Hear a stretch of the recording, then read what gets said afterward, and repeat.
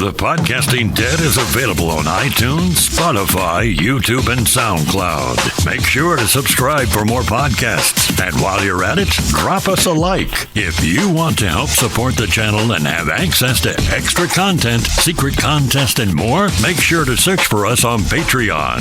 Patreon.com/thepodcastingdead. It's time to get weird on Wednesday. I'm Justin. I'm JP. And we're the Podcasting Dead, here to talk about some weird stuff. Of course, as the man said in the intro, don't forget to check out a ton. But JP, so what's going on in the world of weird today? Man, I was looking into, last week we got to talking about some giants and some Nephilim from the ancient Hebrew days. You know, a lot of people think they were fallen angels, maybe even the first hybrids created, if you believe in the ancient alien engineering humanity theory. But I was listening to, again, pulling some stuff from the Tinfoil Hat podcast, man, like a demonologist talking about how if you go back to the real ancient Hebrew, and in the original Hebrew language, they didn't have any vowels. No A's, really? No I's, no E's, no U. Yeah, it's crazy. I didn't know that. Yeah, but he said that the Nephilim are not like fallen angels that came down to Earth and started smashing human chicks. They're actually basically like spirits trapped between dimensions. When I say spirits, I mean deceased people. Like you die, and they're necromancers. They weren't like lustful angels trying to score with chicks. They were more entities that were basically impregnating women in the hopes of these women having like a stillborn baby, because apparently they need like a baby to be born dead in order to inhabit this body, and I guess in a way reanimate it to assume a form more fitting for what they've become, but to also be able to exist in our physical realm of reality. So what you're saying is they basically wanted them to have stillborn babies so they could possess the body and live again? Yes. Oh man, that's almost like some paranormal. Did you ever see Paranormal Activity? I never did. I mean, it wasn't stillborn babies, but it was all about preparing a child to be possessed by this spirit, by this demon, and all of that mess. But wow, and how do you? I've always said it wrong. How do you say it again? Nephilim. And I might be wrong, dude. I might be. I think you're better than I am. I always called them like Nephilian. Right. Something way off because I just didn't sound it out, I guess. But so I mean, so you say they were dead people?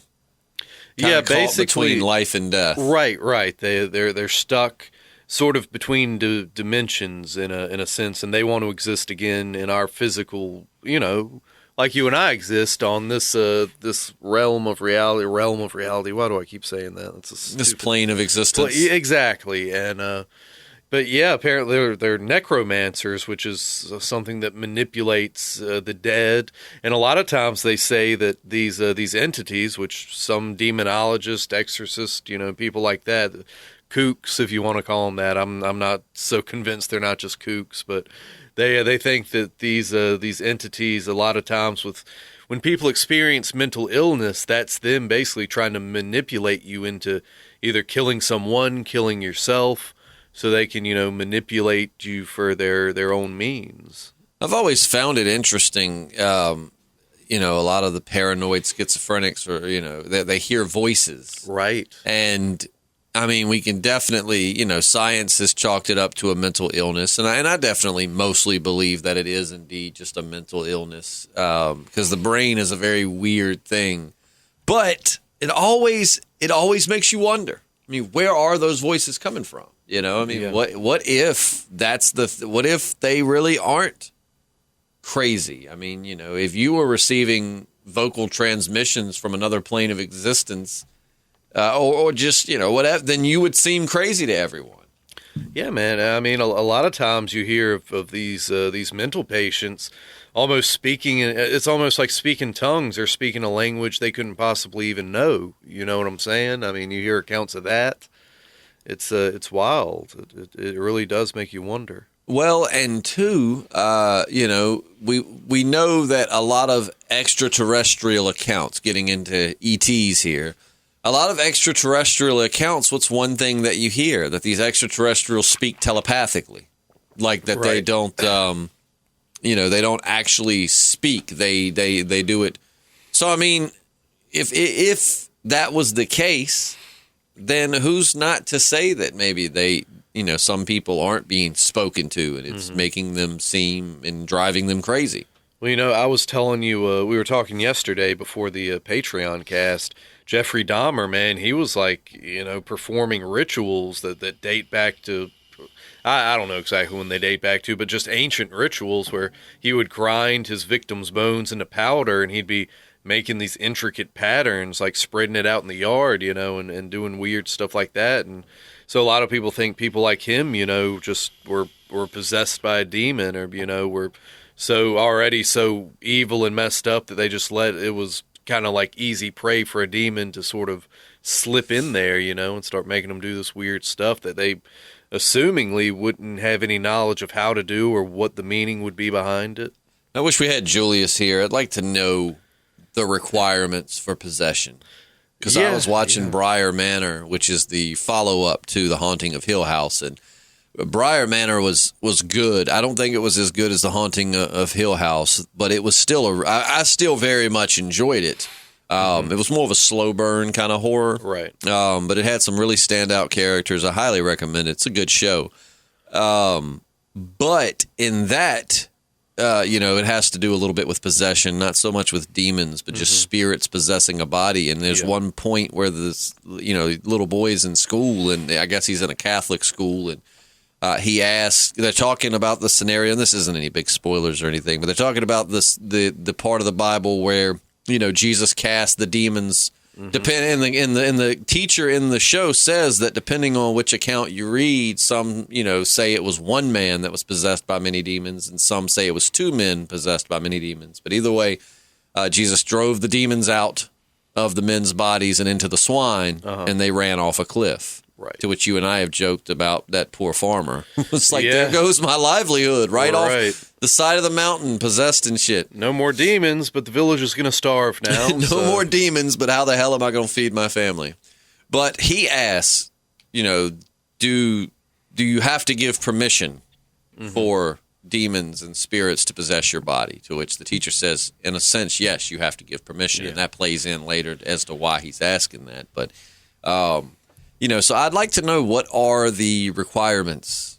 Because, the Bible itself is just so, it's so complex, and it's like, giving permission might not be as simple as, yes, I give you permission. It might be, it could be thinking evil things gives them permission, or, or whatnot. So I wish we had Julius here to clarify, like, what the Bible says the conditions for possession are.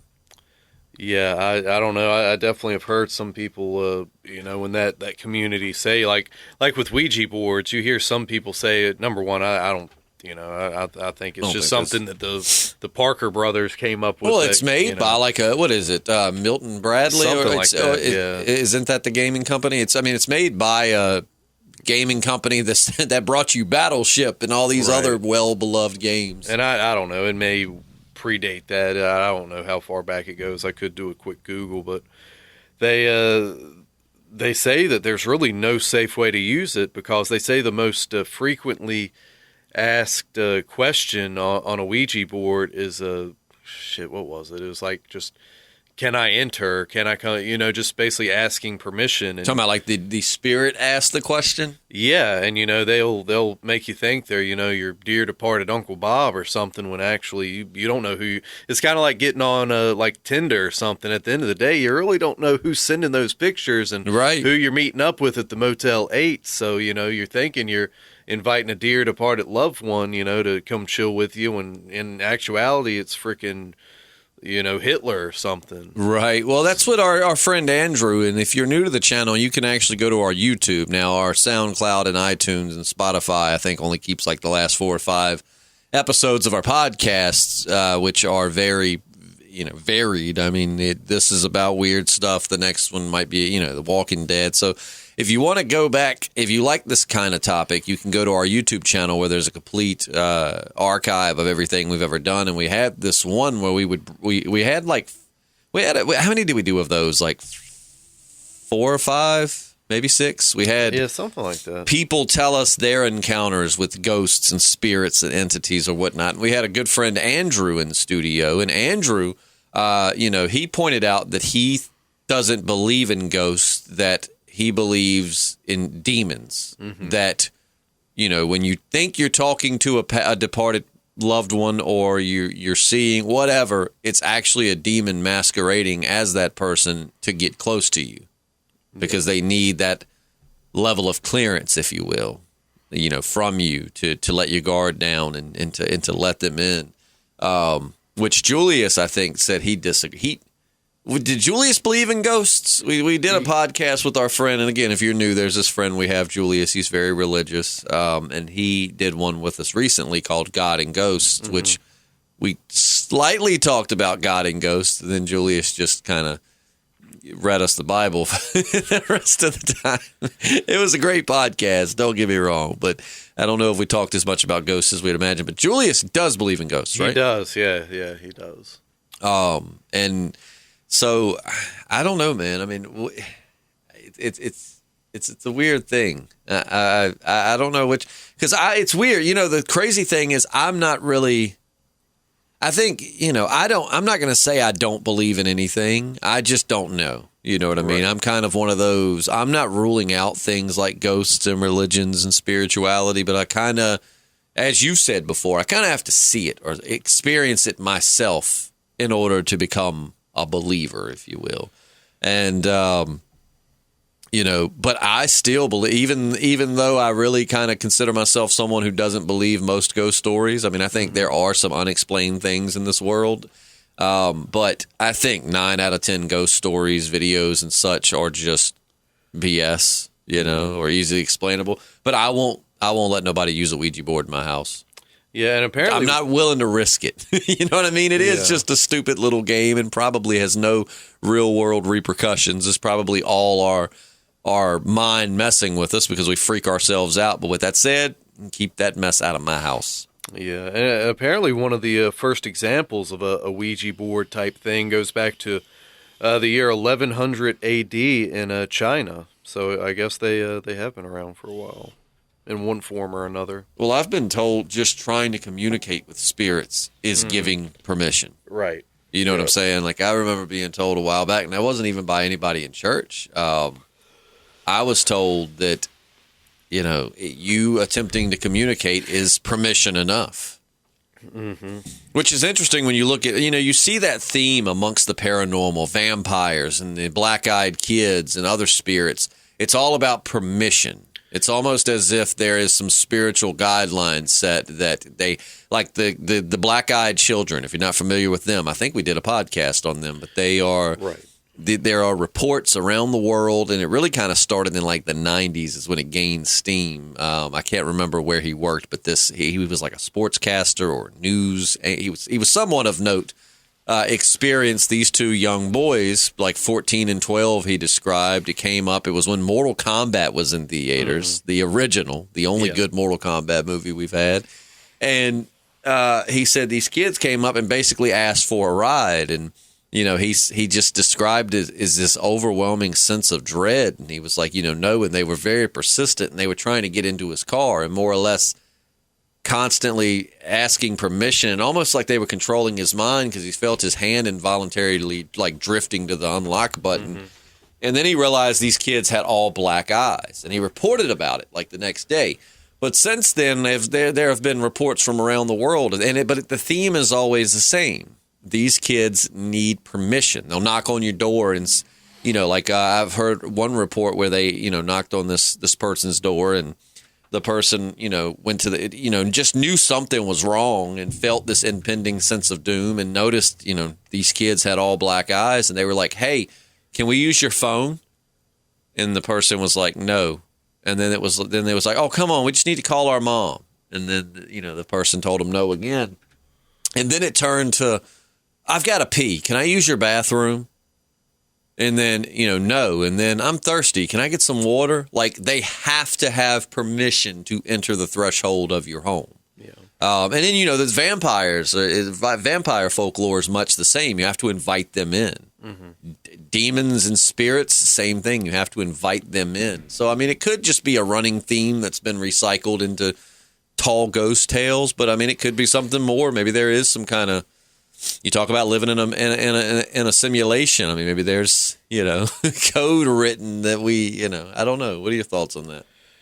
Well, at least they're getting consent before they invade you. That's right. One good thing about them, I guess. But yeah, it is interesting, man. Like I said, these demons or entity, whatever you want to call them, they're definitely trying to find a way to get back to where they were, which begs the question: is where we go after this life, such a good place? I don't know. Maybe for them it's not. Maybe it's I don't know. Well, it's like, what's the demon's purpose? I mean, obviously it could be chaos, but I mean, it almost is. A demon is different than a spirit, right? I mean, a demon never was a person. A demon is a fallen angel, essentially, right? I mean, you had Satan, and I can't remember the number, so I'm probably wrong on this, but I thought it was like a third of the angels or something like that, 2/3. It was a lot of it, Lucifer and his followers were cast away from heaven.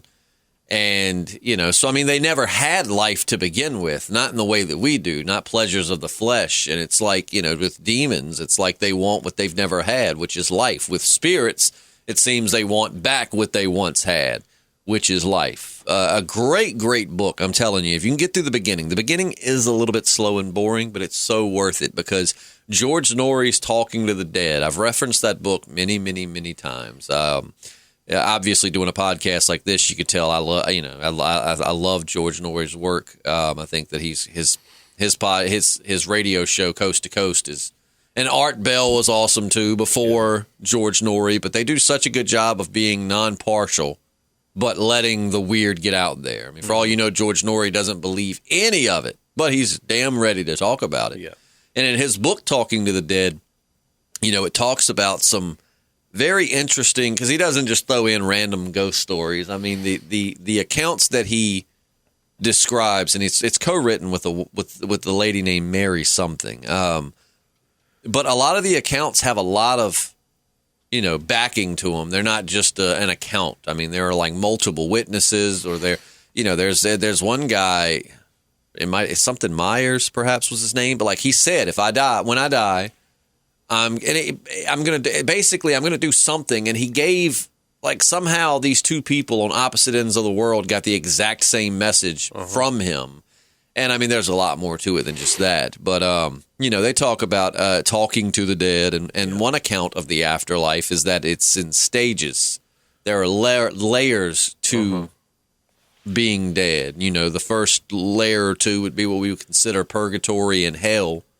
Just, and then the third and fourth level, I think, would be kind of what we would consider heaven. And spirits do have sex, believe it or not, but it's not the way that we do. There's not the physical sensation. It's more like a spiritual orgasm, which sounds weird, but it's written much better than that. Can you still get a finger up your butt? I don't know if you have a butthole. You don't have one. You don't need to eat. I mean, you think about biology, how our bodies function. I mean, you need to eat in order to stay alive, and then by eating, you have to poop out the waste. But I mean, you're not needing to eat to sustain life, so I don't know that you would have a booty hole. Well, that's disappointing. But then you can move up levels, and I might be getting the levels wrong as far as third and fourth being heaven. It might be fourth and fifth. But then you move up the levels, and one level gives you the chance to come back, and you to better your soul. You get to reincarnate. And then once you get to the final, you just go into this being one with everything. Yeah. Like it's no longer Nirvana. You're kind of just dispersed into the ether as part of everything. Is that what you desire? I don't know what I desire. I mean, I'm cheesy, man. I'm very cheesy. Like I've said before, the movie Titanic, the second half is great. The first half is really boring. But I'm one of those, hopeful skeptics, man. I mean, I don't really know that I believe what there is after life or if there's even anything after life, but I just love the idea of people that went before you waiting for you. Well, I guess Like- in a way you do rejoin them when you just, like you said, disperse back into the cosmic equation. Yeah. But again, and you know, that's accounts from spirits. But one of my favorite stories I've told you is that story of the egg. It's a short story where it's just, you know, I mean, I don't want to spoil it. If you haven't read The Egg, you need to go read it. It's a short story. Won't take you 10 minutes to read it. It is just, it's phenomenal. Just the perspective it gives you on life and death and what it could all mean is just, it just had a big impact on the way I look at things. But I mean, it's just more or less one of those things where it's kind of you know, type theme. But go read that. I don't want to spoil it if you haven't read it because it's one of those. It's so great it should never be spoiled for anyone.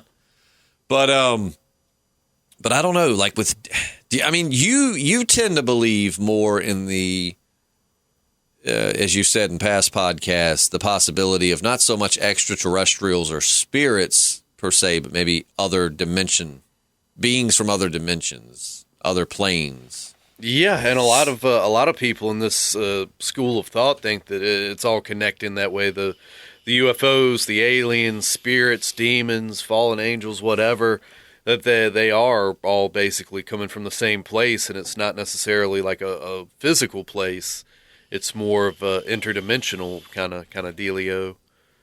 Well, we've heard. I mean, what are your thoughts on the possibility of like the multiverse theory? I mean, the you know, many worlds theory, or you know, where there's another you in a parallel universe. I mean, like you know, you got some that are so specific down to infinite universes because every decision you make, like in some universe, for whatever reason today, you decided not to podcast, and then there was a you that went off and did other things, and there's some that are, you know, extremely close to this timeline. Things are playing out a little bit different, but more or less they're the same. But then there, you know, through that, way on down the line, you've got some where you become the next Hitler or something. You know what I mean? I mean, what do you think about that? Talking about transdimensional beings and such. I mean, I'm open to the multiverse thing. I don't really know the science behind it, so I don't know how legit it is. I know a lot of, you know, mainstream scientists are saying that there is something to it, or possibly something to it, but I don't really know what the science is. So it's a fun idea, though. I read once that, we've talked about that, biocentrism. I never know how to pronounce that, but it's a cool book. Just that when you die, you transfer to another you in another universe. Because they're all a part of you. Because that's my thing, okay? Like, let's say, because, you know, comic books themselves can be very confusing. Because, like, in the Marvel universe, you've got all these parallel universes, but you also have heaven and hell. Does each universe have its own heaven and hell, just like it has its own Infinity Stones? Or are they all part of us? You know what I mean? And then there's, you know, so like like the idea of biocentrism, you know, in that book he describes, and I need to go back and reread it because I didn't finish it, but it's a good book. But, you know, the idea that when you die, you don't die. Your consciousness just goes into another you in a parallel universe. And which my question is, what happens at the very end, which he probably explains in the book. But I mean, if you die as an old man, what do you just keep transferring to this, like, you know, record-breaking old person? Or is there finally some end to it all? And if there is, I mean, is there like one heaven, one hell? Is there, you know, nothing? Because it's kind of like the yous in all of these other universes, they're all just parts of you. You know, they're all still you. They're just parts of you and what could be and what will be, in a sense. You know what I mean? Yeah. When you think about it, it's pretty wild to wrap your mind around that, because it's like taking yourself and just spreading you out. So, like, when you die here, you don't really die. It's kind of like the theme of BioShock Infinite, which is like my favorite video game. My favorite video game franchise is Resident Evil, but my favorite video game is BioShock Infinite. And I mean, I know it's convoluted, and if you've played it, you know, I think it's majority positive, but you got some people that think it's too convoluted. I mean, anytime you mess with time travel and parallel universes, there's going to be some paradox that just can't be explained, which is why, you know, it's such a tough conversation. But in that, it's kind of like dead here. It's like you're dead here, but you're alive here. So you're dead and you're alive, kind of like Schrodinger's cat. So, I mean, it's like when you die, you don't really die because you're alive in so many other places. So it's like my question is, if that's the case, and if there were to be a heaven or a hell, if there even is, let's break them down and not even say heaven or hell, just an after you live. You know, there's another plane of existence. I mean, what happens? Do you have to wait until that final you in a parallel universe is finally snuffed out before you're whole again, and then you go? I don't know, man. I think the answer lies within our own mind. You know, you got to explore see where the origin for everything is. If what's going on in our head isn't generated in our head, but coming from somewhere else, you know, and getting beamed directly to us. How do you feel? All right, so if you were to put stock in one or the other, time travel or parallel universes, which one do you think you would find more likely? I mean, they could both exist, but I'm just saying if it was, you know, one without the other, which one would you be more inclined to subscribe to? I mean, as far as time travel goes, I do think it's more I don't know. Interdimensional. Yeah, but I mean, with time, I do kind of buy into the sense that maybe it's not as linear. That's just how we perceive it and experience it, you know. So kind of like a Dr. Manhattan thing, whereas we experience it in a linear way because we're limited.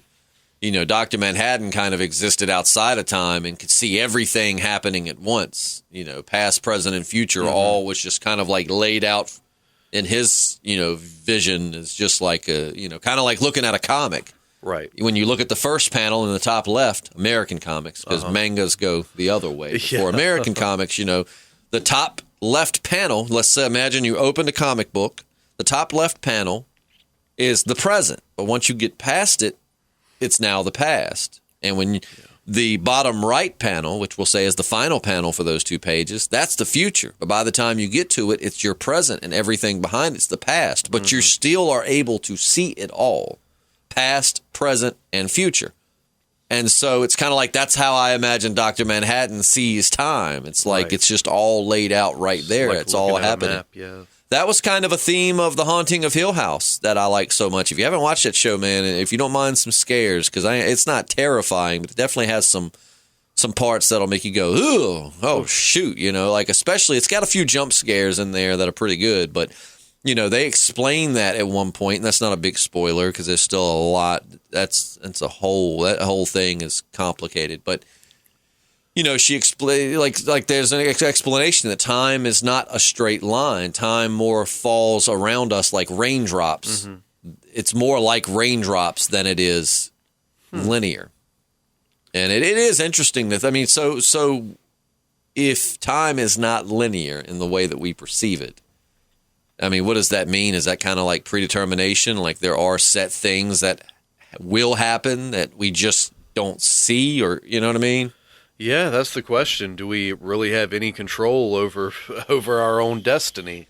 I honestly don't know if I believe we do. And I say that because, I mean, like I said, studies have shown that like you don't even make your own decisions. I mean, they've monitored your brain, and I mean, of course, this is something you would have to look up because it's way more complicated than I'm qualified to explain or even intellectually able to explain. But, you know, it was tests that showed that humans, our brains make our decisions before like there's just something in us that makes the decision before we actually make the decision. Right. And it's almost like it's laid out to happen, which again, for me, circles back into the simulation theory. Everything's programmed. You know, it's like a video game or like a animated show in a way. It's like everything is set to happen a certain way. And even if no matter, even when you think, kind of like Westworld, when you think you're in control, you're not. It's. Well, God, pretty much everyone who's alive, everyone who ever will be alive, he already knows who's going to join him in the heavenly kingdom. You talk about predestination. And it was explained to me once. It's pretty much like you've got your kid at home, and you put a lollipop in front of her. You already know she's going to grab for it. It's the same way with God, as they say. Even though you feel like you've got some free will, he knows what you're going to do just because he's looking at everything. Big picture stuff. I had a long discussion with a friend of mine who said that he our friend Party Clardy. He said that he believed in predetermination, that everything you were going to do was already decided.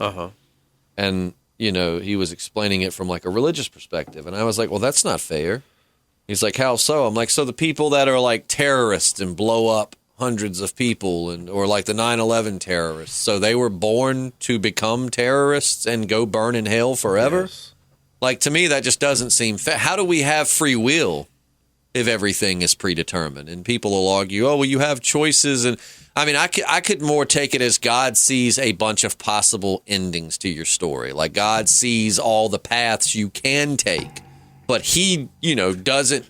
And but if you say this, it goes against the all-knowing aspect of God. But, you know, like, I would think more of a loving God would, you know, see all the paths you can take and give you every opportunity to get on the correct path. But you're free, because we're also told as human beings we have free will. Well, I don't feel like you can have free will and predetermination. Not at least in a black and white form like that. Like, perhaps you're given free will, and then again, God sees all these different paths you might take and all these possible different endings to your story, but he wouldn't, you know, he doesn't necessarily know which path you're going to take. He gives you the opportunity to take different paths to end up on the right one, but at the end of the day, your free will is what determines where you go. And then people be like, no, God knows. That's why he's all-knowing. And it's like, but then again, he allows these people to be born just to die and burn in hell. Like, that doesn't sound, you know what I mean? It's a very loaded question. Yeah, he already knows what you're going to do before you even know. He knows how your whole life is going to play out. There was a philosophical argument I'm going to try to find real quick. I used to know it by heart because it was such a cool thought about the omnipotence of God and God's power. I'm going to look that up real quick because I used to could quote it, but it's been many, many years. Because actually there's this really good book. It's like 1,001 Things you didn't know about. It's kind of like a philosophy for dummies type book because I've always found philosophy fascinating, but I've never taken it or had an option to take it in any school courses. So any interest I've had or any reading into it has all been voluntary. And, this book is for dumb people like me. It's very, I don't want to say it's dumbed down because it's not, but it's very easy to follow. It's not as convoluted and it's a really great starting point if you're into philosophy or you want to get into philosophy of telling you, iconic philosophers through history and what some of their views and their quotes were and how they approached. Because there's a really cool series that comes out for almost every show. Like I've got one about Lost, Breaking Bad. They've got psychology books that are pretty much the same, but like with philosophy, you've got like Philosophy and Lost. And they'll talk about different points in the show where a decision was made and how different philosophers would have determined if they made the right decision or not. Based on, hold on, let me see. Let me look this up. JP, sing a song and entertain them for a second. Oh, I can't sing nothing. Yes, you can. No, I can't sing nothing, but let me find this. Yeah. Because this is really good. Let me see if God is... Okay, wait a minute. Maybe this is it. Oh? Okay, here we go. It's all right, I'm quoting here.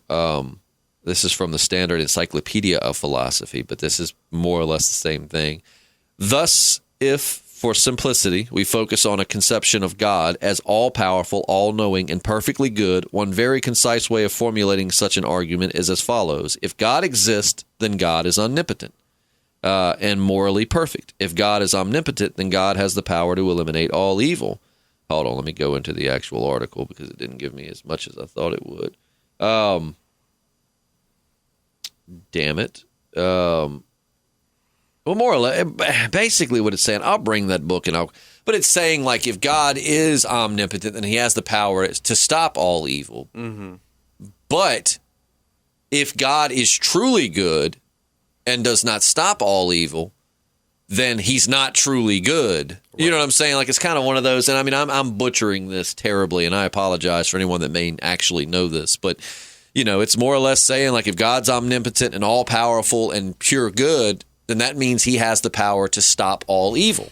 Mm-hmm. But if he refuses to stop all evil and allow bad things to happen, then God's not all good, or either he's not all omnipotent. Yeah. I don't know if you need to say all omnipotent. He's not omnipotent, and it's just this very interesting view of like thought of how we think of God. And then in that book, it has, philosophers who totally believed in God and gave their logical arguments. Like one philosopher said that, something in motion has to be put in motion. Mm-hmm. Motion doesn't just start out of nothing. When you trace back motion in every movement, there has to be a starting point. That starting point is God. But then you have more atheist philosophers who give very sound logical reason for why God couldn't exist or why God isn't what we perceive him to be. And it's fascinating. It's I really want to pull that book out. I bought that book, 15 years ago. Oh, wow. And I used to know it a lot better than I do now, but I haven't picked it up in probably 5 or 6 years. But I want to go back and reread it because it's got a lot of it's very thought provoking. Mm-hmm. That's what I love about philosophy. It makes you get out of your comfort zone and think about things from a different perspective. Right, and there's not enough people willing to do that. Oh, I loved it, man. Like that was one of my absolute favorite things. And that book has just got so many. It tells you about the beginning of philosophy, and I feel like philosophy is one of mankind's crowning achievements. I feel like philosophy is what separates us from the animals. The animals just exist and go about their daily routines, and they don't ponder why they exist. They don't ponder moral conundrums, and we do, and that's kind of what philosophy is kind of what separates us from other animals. Yeah, I want to get this book where they're talking about where a lot of this ancient philosophy came from. I think I mentioned it last podcast. This ancient ritual that they would the immortality key. It's a book that I've been I want to read, and how they would go and partake of this like psychedelic ritual that would alleviate all anxiety of death. And we're talking about the ancient Greeks. What would it say? It was just crazy. Like Socrates, all these cats, they would go out there and do this stuff and just give them a whole new perspective. Well, going back to that quote that I butchered really bad, it's like when you think about it, if you saw someone pull out a gun and sneak up behind someone and you were all good, wouldn't it make sense that you would absolutely say something or do something to stop this from happening? You know what I mean? Mm-hmm. Whereas if it's kind of that thought process in the sense of like, maybe God does let us have free will and let bad things happen and yada, yada, yada. But to have the power he has and to not use it means that, either he doesn't have as much power as you think, or he's not all good, because something all good and pure good couldn't let bad things happen. Yeah. It's just, and I'm not, don't think that that's me telling you like I'm thinking God is terrible. It's a thought. That's the beauty of philosophy, is you think about things from a different perspective. And I would like to think if there's a God and he created us with this much intellect and this much, again, a tiger doesn't pounce on an antelope and wonder if he has done something evil. He just does what he's programmed to do and gives no thought to it. We're like one of the only species that, we go out and we kill a deer, we butcher it up, take it home and eat it. And while not everyone does, some might stop to think, did I really have to kill that deer? Mm-hmm. Couldn't I have just went and bought food elsewhere? Did I have to do that? And that's not something every hunter does, but I'm saying we have the capacity to do that. And so I would like to think if there's a God, I would like to think you wouldn't get punished for questioning, and you know what I mean? Some think you do, absolutely. I'm talking about my viewpoint of a loving God would understand, like, I created you to be this smart. It's only natural that you're going to question, that you're going to doubt, that you're going to explore option, blah, blah, blah. That to me sounds reasonable, whereas if it's just like no, that's dangerous thinking. If you start thinking of other things and actually using the intelligence I gave you, you're going to burn in hell forever. Like, that doesn't sound like a very loving God to me. Well, the first lesson in the Bible is you don't eat from the tree of knowledge. But you got the New Testament kind of cancels out the Old Testament. But the Old Testament, a lot of people think that they're two different gods. Yeah, but even Jesus said, I'm the way, the truth, and the life. No one goes to the Father but by me. It's still a very strict, line of thinking. It's like you don't stray from this school of thought. You know, I'm the way, I'm the truth, I'm the light. Well, that makes sense, you know, from that standpoint. But it's like, my goodness, you know, if that's going to be the case, you know, all these thousands of years later, you've got to understand why some people might doubt. I mean, that's just insane. I mean, you know, if that's the case, give us a new Jesus every generation, so at least there's some proof. You know what I mean? No, that's where the faith comes in. You know, and I get that. I get that. You're supposed to follow in blind faith, but it's like with so many other things. I don't know, man. I just like to think of God as a man of reason. I don't know if you're going from the Judeo-Christian sense. I don't know. Oh yeah, really... no. It's just basically worship and, you know, believe in me, and there's nothing else. And if you think of anything else, I'm going to throw you into the lake of fire. But I mean, you got to think a lot of that was just, you know, I mean, they had to have a way to kind of control the masses. I mean, it's the same thing today. You know, you got to have a way to keep people in line, and what better way than, you know, believe in what we tell you to believe, or you're going to, you know, when you die, it ain't going to be so pretty. Oh, think about more primitive tribes of people when more advanced civilizations would find them and try to convert them to their religion and control them. I mean, think about how simple they thought of things. They probably at certain points, you know, could have worshipped the sun and thought it to be a deity, while, you know, more advanced civilizations realized, hey, this is a hot ball of gas that keeps our planet hot. You know, hey, believe what we are telling you and do what we say, or you're going to burn forever in a lake of fire. And it's just like, oh, God, I don't want to do that. Okay, yeah, I believe it. Well, I mean, it's like, think how crazy this is. You know, a lot of people I'm not getting into the controversy, but so many people get pissed off at Columbus Day, but nobody gets pissed off at, like, St. Patrick's Day. You know, St. Patrick was basically sent to Ireland to either, you know, with the pagans there, either convert or die, probably. I mean, right. They say he was, you know, the old legend is he was sent to Ireland to drive. He drove the snakes out of Ireland, but I don't think there's really that many snakes because of, like, the environment and the climate and stuff. He was there to drive out the pagans, you know, either convert them or God knows what happened if you back in that day. It was convert or die. Probably. I mean, I don't know the history, you know, all that great, but. Yeah, but, you know, nobody gets up in arms about, like, St. Patrick's Day, you know? Oh, yeah. I watched a video, and I hate that I can't think of the guy's name. He had a great way of talking about, like, people wanting to get rid of all statues, you know, and he's talking about if you're going to get rid of, and this guy is what I would consider to be very progressive. So this is not like a guy defending Confederate monuments, and he actually isn't really in favor of Confederate monuments just because it was, you know, whatever. That's a whole nother topic. But when it comes to things like Christopher Columbus and George Washington and Thomas Jefferson, you know, people look at, he's like, look, man, here's the thing. Everybody from John F. Kennedy and Martin Luther King both were out getting tail while their wives were at home with the babies. You know, if we start taking down statues for everyone's, they're not up to represent everything. They're up to represent ideas and accomplishments is what we have them for. And while it's okay to know that they did bad things, if you're going to take down the statue of everyone who ever did a bad thing, there will literally be no statues left up.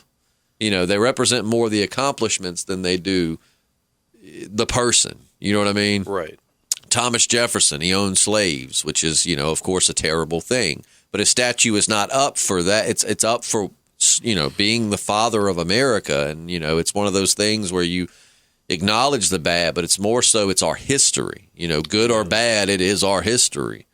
You know, and I'm not qualified to speak on that. That's a whole nother argument. And if you think that should come down, I'm not saying you're wrong. I'm just, you know, that's something you have to look up and decide for yourself. But it's a really interesting thought. Because he's like, you know, if you take down a statue for every person that's done something wrong, there would literally never be a statue up. I mean, you know, he's like, you know, Martin Luther King, John F. Kennedy, both did wonderful things for humankind.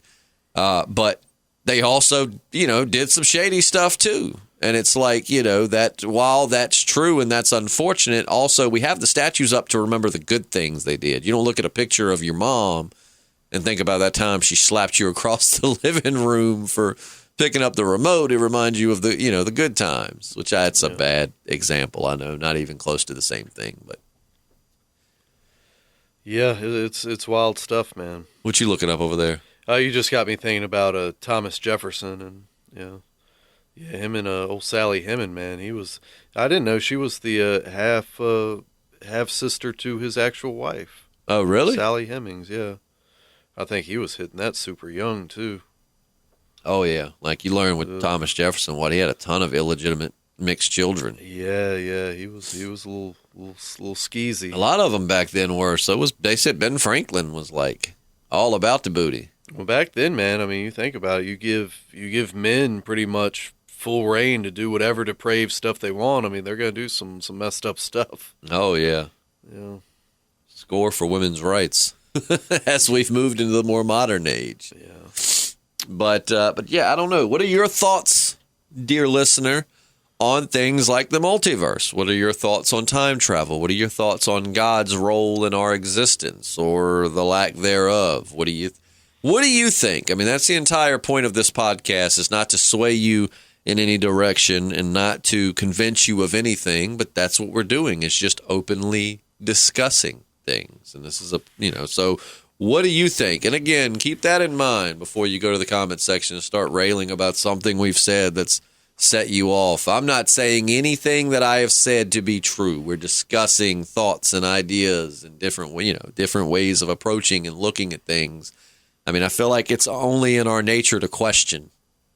So, question away. If you think you have some answers, throw them in the comments section. If you like podcasts like this, we do them every Wednesday. And if you want more podcasts, check out our channels. We do several that are for the general public, but we also have 2 Patreon podcasts every week that are exclusive, of course, just to patrons. And for as little as $1 a month, that equals up to 8 extra podcasts a month. Think about the months where you have 5 weeks. That's 10 extra podcasts. So just check into that. If you're interested, every little bit helps. Like I said, even $1 will get you some extra podcasts. Now, if you want to throw 5 or 10 in there, that definitely helps. But even $1, like our dear friend Julius, subscribe to our Patreon. Yep. Mr. Moneybags himself. He's a generous man. But yeah, so check into that, and we'll be back with you on Friday. I'm not sure if we're doing a Walking Dead What If or not. I got to look. If we have some Walking Dead What Ifs, we'll do Walking Dead What Ifs. If we don't, then I guess we won't. But I do think we have some. So if that's the case, we'll see you back here in the general populace on Friday. Patrons, we'll see you tomorrow. If nothing else, and you only listen for this one podcast, we'll see you next Wednesday. Yep. I'm Justin. I'm JP. And we're the Podcasting Dead. Stay weird.